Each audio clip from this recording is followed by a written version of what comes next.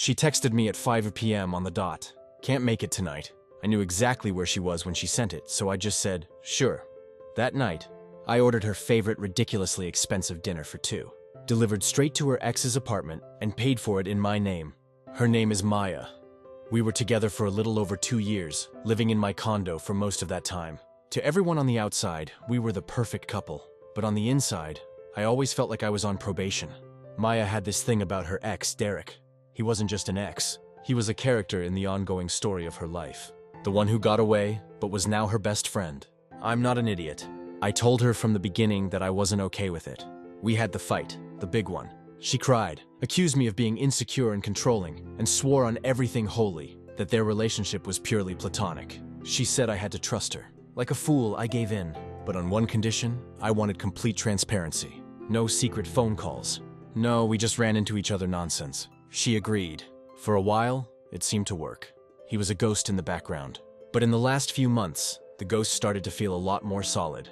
She'd be on her phone smiling at a text, and when I'd asked who it was, she'd say, "Just my mom," a little too quickly. She started having emergencies that required her to cancel our plans at the last minute. A friend's car broke down. A coworker needed help with a project. The excuses were always just believable enough to make me feel like a jerk for doubting them. The final nail in the coffin of my trust came about a month ago. We have one of those shared family accounts for our phones, something we set up for the data plan. I was on the website paying the bill, and I noticed an option to manage location settings for the devices on the account. On a whim, I turned on location sharing for her phone just to see. I told myself it was for emergencies, but I knew deep down I was looking for a lie. I didn't have to look for long. The very next week, she told me she was going to a late-night yoga class. I checked the location. She was at a wine bar on the other side of town. The next time, she was having a girls' night at her friend Sarah's place. The little dot on the map told me she was in a neighborhood 10 miles away from Sarah's in a condo complex where I knew Derek lived. I didn't say anything. I just watched, collected the data, and felt a cold, hard knot tightening in my stomach. She wasn't just lying. She was doing it effortlessly. I was just the guy who paid the bills and kept her life comfortable while she test drove her old one. Last night was our anniversary. Not the date we met, but the date we moved in together. I had made reservations weeks in advance at a high-end sushi restaurant, the kind of place you have to book a month out. It was her favorite. She had been talking about it all week. At 5 p.m., just as I was getting ready to leave work, my phone buzzed. It was her. "Hey, so sorry. My boss just dropped a huge deadline on me. I'm going to be stuck at the office all night. Can't make it tonight. We'll celebrate this weekend, I promise." I opened the location app. The little blue dot that represented her was not at her office building. It was sitting right on top of Derek's condo, and it had been there since she'd left for work that morning. The lie was so blatant, so disrespectful that I didn't even feel angry. I just felt a profound chilling clarity. This was it, the end. But it wasn't going to be a screaming match. It was going to be quiet, precise, and unforgettable. I texted her back one word: sure. I went home to my empty condo. I sat on the couch for a long time just thinking. I thought about the 2 years I had invested, the trust I had given, the future I had thought we were building. And I thought about how to end it. I could have just packed her bags and left them by the door. But that wasn't enough. She needed to be exposed. She needed to be caught in the act. Not by me, but by her own choices. I picked up my phone and opened the food delivery app. I found the sushi restaurant, the one we were supposed to go to. I ordered their most expensive omakase platter for two. It came with premium sec. The total was obscene, well over $300. I put in the delivery address, Derek's condo. I knew the exact address and unit number from my quiet research. Then in the delivery instructions, I added a note. "Please make sure the recipient knows this is from Ben. It's for our anniversary." I put my name, Ben, on the order and paid for it with our joint credit card, the one I knew she got notifications for. I sat back and waited. I imagined the scene. The doorbell rings. She opens it, expecting Derek's takeout. Instead, she finds a delivery guy holding a giant elaborate bag of the best sushi in the city. She's confused. Then, the delivery guy reads the name off the bag. My name. The look on her face when she realized what I had done. That I knew where she was. That I had just paid for her and her ex-boyfriend's romantic anniversary dinner. That was the revenge. It wasn't loud. It was a quiet, perfectly aimed shot that would detonate her entire world. About 45 minutes later, my phone started to explode. First, a notification from the credit card app confirming the charge. Then, the call started.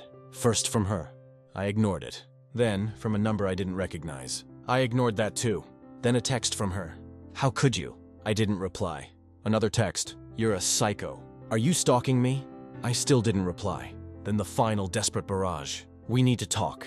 Please answer the phone. It's not what you think. I just turned my phone on silent. I knew she'd be home eventually. The quiet condo, once a symbol of our life together, now felt like a fortress. My fortress. And she was about to find out that she was no longer welcome inside. She showed up around 11 p.m. I watched on my doorbell camera as she fumbled with her key, her hands shaking. She must have known what was coming. The door opened and she stood there looking at me sitting on the couch. We need to talk, she said. No, we don't, I said calmly. I think the sushi said everything that needed to be said.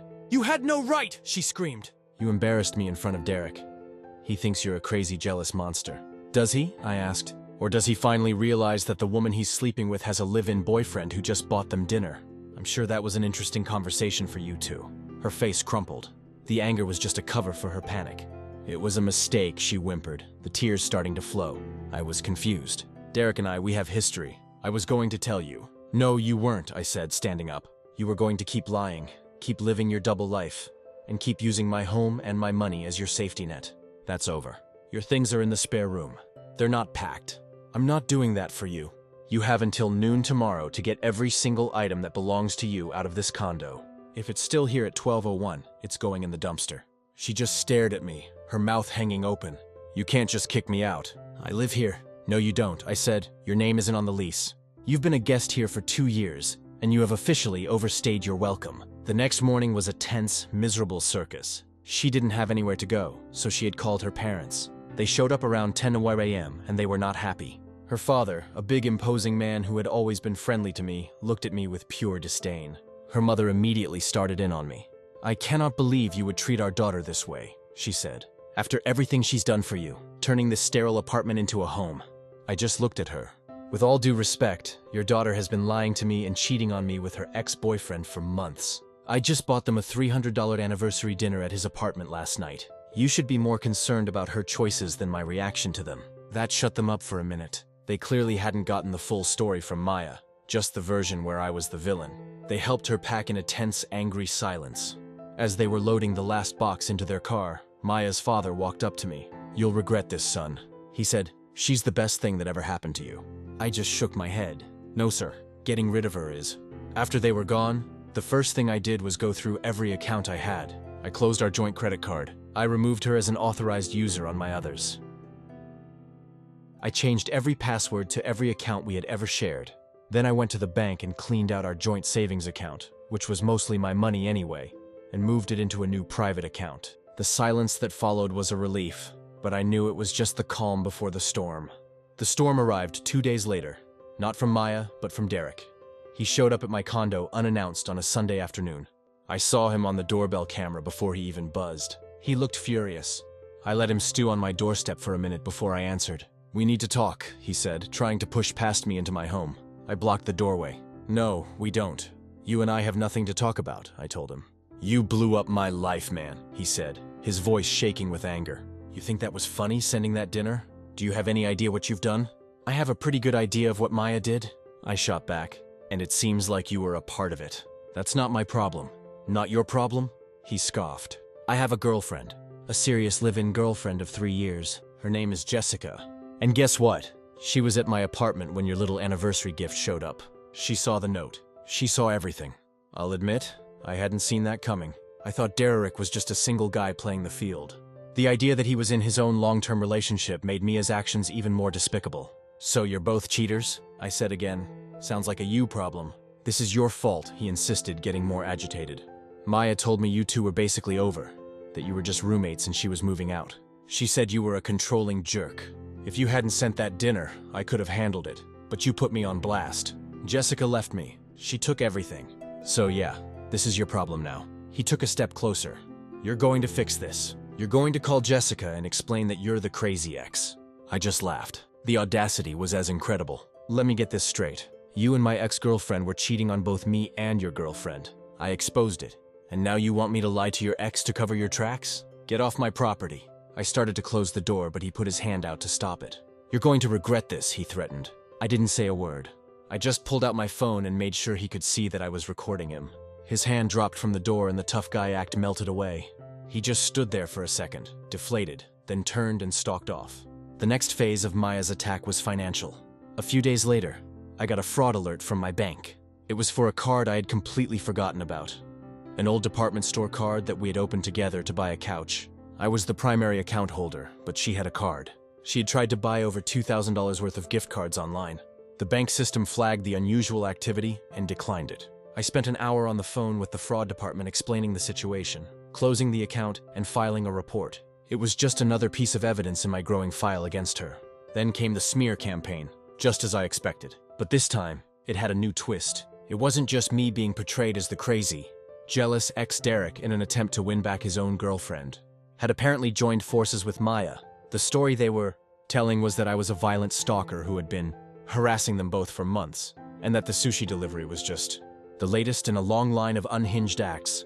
It might have worked if not for an unexpected email I received a week later. The sender was Jessica, Derek's ex-girlfriend. She said she had gotten my email address from a mutual acquaintance who had heard the rumors and thought I deserved to know the truth. She wanted to meet. We met for coffee the next day. She was a smart, non-nonsense woman who was clearly heartbroken but not broken. She had a story to tell and she had receipts. She showed me texts from Derek going back months where he complained about Maya being a needy psycho, but said he couldn't get rid of her. She showed me other texts from Maya to Derek where Maya talked about her plan to get a nice settlement from me when she finally left, and how she was just waiting for the right time. It was all there in black and white. A calculated, premeditated plan to use me, bleed me dry, and then move on. Jessica had been doing her own digging since she left Derek, and she had uncovered the whole rotten scheme. "He's a coward and a liar," she said, her voice steady. "But she is something else entirely. She's a predator. I don't want her to get away with this. If you need me to, I will sign a sworn affidavit. I will testify in court. I want her to face the consequences for what she's done to both of us." Armed with this new ammunition, I was ready for Maya's final move. It came in the form of a letter from a lawyer. It was full of baseless accusations demanding financial support, claiming emotional distress, and threatening to sue for a portion of my assets. My lawyer's response was swift and brutal. It not only refuted all of her claims, citing the fact that she was never on the lease, but it also included a few attachments. Exhibit A was a transcript of the recording of Derek threatening me on my doorstep. Exhibit B was the bank's report on her attempted credit card fraud. And Exhibit C was a signed notarized affidavit from Jessica, complete with the most damning text messages from Maya, outlining her plan to extort me. The letter concluded by stating that if Maya did not immediately retract all of her claims and cease all contact, my client would be filing a multi-pronged lawsuit for harassment, defamation, and conspiracy to commit fraud, and that we would be seeking full legal costs. We never heard from her lawyer again. It's been 6 months now. The silence from Maya and her family has been absolute. I heard through the grapevine that her parents are making her pay back every cent she ever took from our joint accounts. Derek's life is a mess. Jessica, true to her word, never went back to him, and the story of his and Maya's affair made him a pariah in their social circle. Last I heard, Maya is living in a tiny apartment on the worst side of town, working a temp job and drowning in debt. She didn't just lose a boyfriend, she lost the comfortable life she took for granted. If you liked the video, please subscribe the channel and hit the bell icon for never miss over next videos.